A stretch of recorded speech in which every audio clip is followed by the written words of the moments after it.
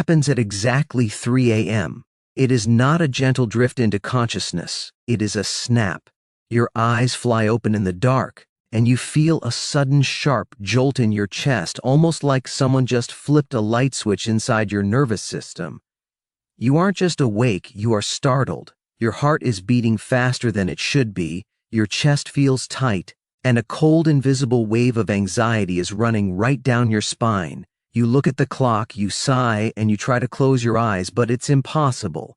Your body is exhausted, but your mind is completely wired, humming with a nervous energy that you cannot turn off. For years, you have been told that this is just part of getting older. You have been told it is just stress, or perhaps that second cup of coffee you had too late in the afternoon. But the most common lie you have been fed, the one you probably believe right now, is that you are waking up because of your bladder. You feel the urge to go to the bathroom, so you assume that is the culprit. You stop drinking water at 7 p.m. You restrict your fluids, you do everything right. Yet, the very next night, at 3 a.m., you are staring at the ceiling again. Here is the truth that standard checkups miss. You are not waking up because you need to urinate. You need to urinate because something dangerous woke you up. That urge to go is just a side effect of a massive chemical alarm bell ringing inside your body. We are not looking at a bladder problem today. We are looking at a fuel crisis. Based on new research regarding the Hepatic-Circadian Axis, what you are experiencing is a biological emergency. The villain keeping you awake is not in your head, and it is not in your urinary tract, it is your liver. Specifically, your liver has run out of battery power, forcing your body to inject a shot of adrenaline directly into your heart just to keep you alive. You are not an insomniac, you are running on empty. To understand why this is happening, we have to look at what your body is actually doing while you are asleep. You might think your entire system shuts down for 8 hours, but that is not true. Your brain is a voracious engine. Even when you are deep in a dream, your brain requires a constant, steady stream of glucose, sugar, to keep functioning. Since you aren't eating while you sleep, that energy has to come from somewhere. This is the primary job of your liver. Think of your liver as a biological battery pack. During the day, when you eat, your liver takes the excess sugar from your blood and packages it into tight, dense bundles called glycogen. This is your stored power. At night, when you stop eating, your liver slowly unpacks that glycogen, releasing a steady drip of fuel into your bloodstream to keep your brain alive. In a healthy, youthful metabolism, this battery is designed to last about 12 hours. It is a robust system. You charge it at dinner, and it slowly discharges until breakfast. But for millions of Americans over 60, this battery has become corrupted. The medical term for the mechanic at play here is hepatic glycogen depletion, and it is usually driven by a condition that many people have but few talk about: metabolic dysfunction-associated steatotic liver disease, or MASLD. I want you to visualize this process so you can see exactly why the machine is breaking. Imagine a single cell inside your liver right now. If your metabolism was perfectly healthy, that cell would look like a well-organized warehouse. It would be stacked floor to ceiling with those glycogen bundles. Think of them as small black fuel canisters, neatly arranged, ready to be used. Now, imagine the change. Over decades of the modern American diet, inflammation, and insulin resistance, that warehouse has been invaded. Instead of neat rows of fuel canisters, imagine giant bulging balloons of yellow grease. These are lipid droplets. They are visceral fat. As these yellow globules expand inside the liver cell, they physically crowd out the space meant for energy storage. They shove the glycogen out. Your warehouse is now full of junk, and there is no room left for the fuel. Is the anatomy of failure. Instead of going to bed with a battery charged to 100%, which would easily last you through the night, you are going to bed with a battery that can only hold a 50% charge. The capacity is physically gone. So, let's look at the timeline of your night. You eat dinner at 6 p.m. Your compromised liver stores what little fuel it can fit between the droplets of fat. You go to sleep at 10 p.m.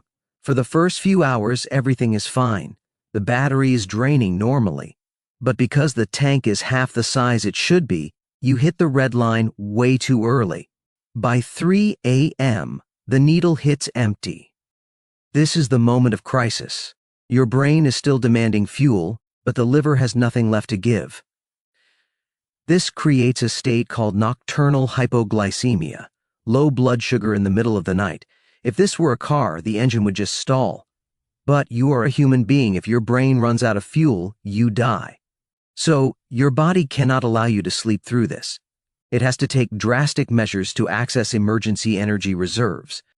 If you ignore this, the consequences go far beyond a bad night's sleep. This is the silent progression of disease. Every time this happens, your body is flooded with stress hormones night after night. This chronic nightly stress signals your body to store even more fat, specifically in the liver, which further reduces your battery capacity. It becomes a vicious, self-feeding loop. Research shows that nearly 50% of seniors suffer from fragmented sleep, and this correlates almost perfectly with the rise in undiagnosed metabolic liver issues. You aren't just tired. You are caught in a metabolic trap that leads directly to diabetes and severe liver fibrosis. The waking up is not the problem, it is the warning light on the dashboard telling you the engine is about to overheat. This brings us to the most critical connection, the aha moment that explains why you feel the way you do in the middle of the night. You might be asking, if my liver is the problem, why is my heart racing? Why do I feel anxious, and why do I need to run to the bathroom? The answer lies in a survival mechanism called the counter-regulatory response. When your liver battery hits 0 at 3 a.m., your brain stops receiving glucose. To your primitive brain stem, this is not a minor inconvenience. It is interpreted as a threat of immediate death. Your brain thinks you are starving, or worse, slipping into a coma. It does not wait for you to wake up and eat a sandwich. It takes control. It slams down a biological emergency lever to restart the system. Since the liver has no sugar left to give, the brain sends a distress signal down to your adrenal glands, which sit right on top of your kidneys. It commands them to release a massive surge of stress hormones, specifically adrenaline and cortisol. Think of this like a paramedic using a defibrillator on a stopped heart. The body is using these powerful stimulants to violently squeeze the liver, trying to wring out any last drop of stored sugar and to break down muscle tissue for quick energy. This is the hidden connection. You are not waking up peacefully because your sleep cycle is done. You are being chemically shocked awake by your own survival instincts. Let's trace the domino effect, step by step, so you can see exactly how the symptoms you feel are just the downstream consequences of this crash.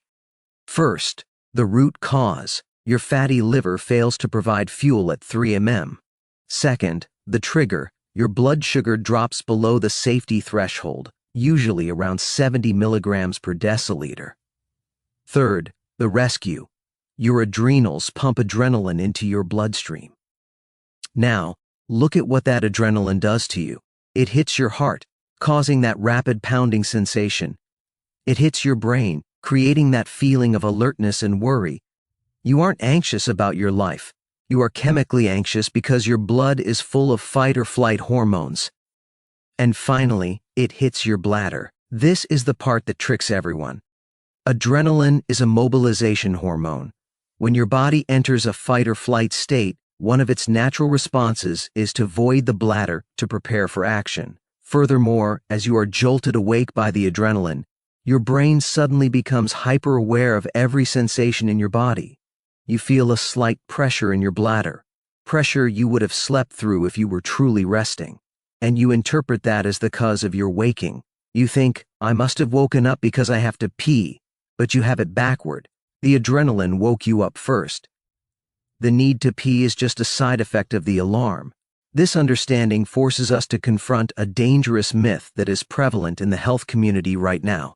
You have likely heard the advice, don't eat anything after 6 p.m., or you need to try intermittent fasting to lose weight. For a 20-year-old with a healthy liver, that is great advice. But for a senior with a compromised liver battery, this advice is disastrous. If you stop eating at 6 p.m., and you don't wake up until 6 a.m., you are asking your compromised liver to provide energy for 12 full hours. If your battery capacity is cut in half by visceral fat, it physically cannot bridge that gap. By forcing yourself to fast through the evening, you are guaranteeing that your tank runs dry in the early morning hours. You are essentially scheduling your own 3 a.m. adrenaline panic attack. We need to stop treating your body like it has a full tank and start managing the reality of the fuel gauge you actually have. So, how do we stop the adrenaline from spiking and finally sleep through the night? We don't do it with sleeping pills, which only knock you out without fixing the fuel crisis. We do it by stabilizing the energy supply to the brain. We need to install an auxiliary battery.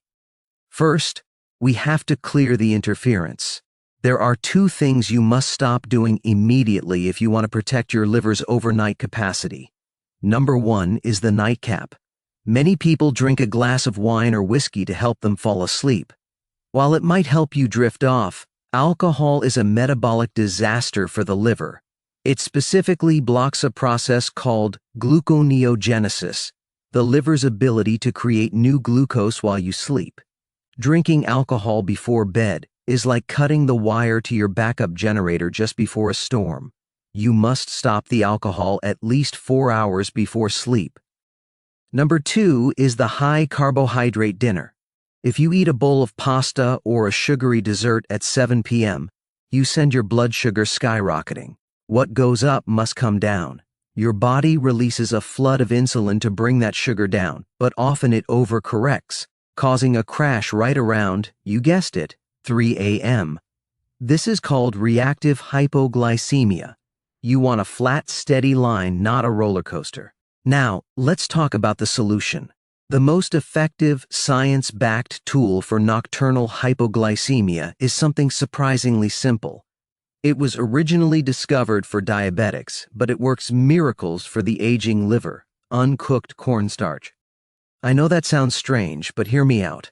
Unlike cooked starch, which turns to sugar instantly, raw cornstarch has a unique semi-crystalline structure. It is incredibly difficult for your body to digest. Because of this complexity, it doesn't spike your blood sugar. Instead, it sits in your digestive tract and slowly releases glucose molecule by molecule over a period of 6 to 8 hours. Think of it like an 4-drip for your energy levels. By taking a small amount before bed, you are providing that slow, steady trickle of fuel that your liver cannot provide on its own. It keeps the battery meter above the red line so the brain never hits the panic button and the adrenaline never gets released. If you don't have cornstarch, or you just can't stomach the idea, you can achieve a similar but less potent effect with a bedtime snack focused on fat and protein, a spoonful of almond butter, or a slice of hard cheese. The fat slows down digestion, stabilizing your numbers through the night. We can support this further with 2 specific nutrients. First, myo-inositol. Taking 2 to 4 grams helps improve the insulin sensitivity of your cells, making the fuel transfer more efficient. Second, magnesium glycinate. This mineral acts as a brake on your nervous system, physically dampening the adrenaline response if it tries to fire. Here is your 2-minute habit to start tonight. I call it the sleep cocktail. 30 minutes before you brush your teeth, take 1 tablespoon of uncooked cornstarch, make sure it is uncooked, raw cornstarch, and stir it into a small glass of unsweetened almond milk or water. Add your magnesium to this mix. Drink it down. It's that simple. You have just attached an external battery pack to your liver. Tonight, when 3 a.m. rolls around, your brain will check the fuel gauge, see that it is full, and let you stay in a deep, restorative sleep. However, we have to be honest. This cocktail is a patch. It solves the crisis of the empty battery, but it doesn't solve the problem of the small warehouse. You are still walking around with a liver that is clogged with visceral fat, limiting your health and longevity. To truly fix this, we need to burn that fat off the organ itself. There is only one specific type of movement that targets visceral liver fat without stressing the body, and most seniors are doing it completely wrong. In the next video, I'm going to walk you through the Zone 2 protocol and show you how to turn your body into a fat-burning engine to reclaim your liver's full capacity. I'll see you there.